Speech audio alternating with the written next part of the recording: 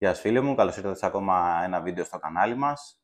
Απόψε θα κάνουμε μια δοκιμή σε ένα προϊόν της Bad Boy RR Customs, το Ceramic Hydro Wax, είναι αυτό εδώ πέρα, το οποίο το ρίχνουμε εφόσον έχουμε πλύνει το αυτοκίνητό μας και το έχουμε ξεβγάλει, όπως είναι με τα νερά, ψεκάζουμε, είτε με ψεκαστήρα απευθείας στο μπουκάλι, είτε σε έναν αφροποιητή. Εγώ προσωπικά θα το κάνω με έναν αφροποιητή της MJJC. Υπόσχεται μεγάλη υδροφοβικότητα και αφήνει και ένα απαλό, λέει, μια απαλή αφή στο αυτοκίνητο. Μπορούμε να το εφαρμόσουμε παντού, στα τζάμια, στα πλαστικά και στη λαμαρίνα του αυτοκίνητου, ακόμα και στις ζάντες μας. Θα το κάνουμε στο βίντεο να το δείτε. Λέει ότι το recommended, αυτό που προτείνει η εταιρεία, είναι η αρέωσή του 1/100 για να έχει πάρα πολύ καλή υδροφοβικότητα και για συντήρηση 1/200 ή 1/500. Πάμε να δούμε τη δοκιμή μας και θα πούμε τα τελικά αποτελέσματα στο τέλος του βίντεο. Πάμε!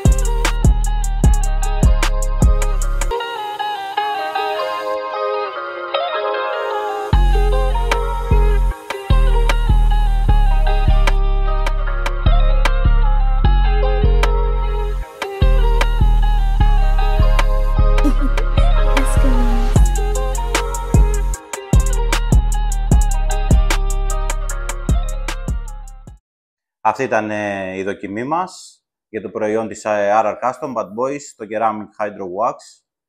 Όπως είδατε στο βίντεο, έχει πάρα πολύ καλή υδροφοβικότητα. Το άρωμά του, εντάξει, είναι ντεμή σαν κολόνια περίπου, μυρίζει.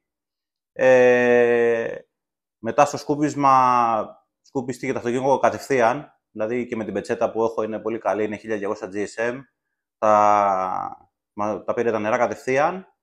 Αλλά όπως είδατε στο βίντεο, τα νερά φεύγουν, λες και είναι τσουλήθρα, να το πω έτσι. Το προμηθεύτηκα από το Detailing Guru, θα το βάλω το site στην περιγραφή. Ό,τι θέλετε να προμηθευτείτε από το site. Έχει και Instagram, μπορείτε να το μιλήσετε κατευθείαν για ποιο προϊόν θέλετε. Έχει μεγάλο stock.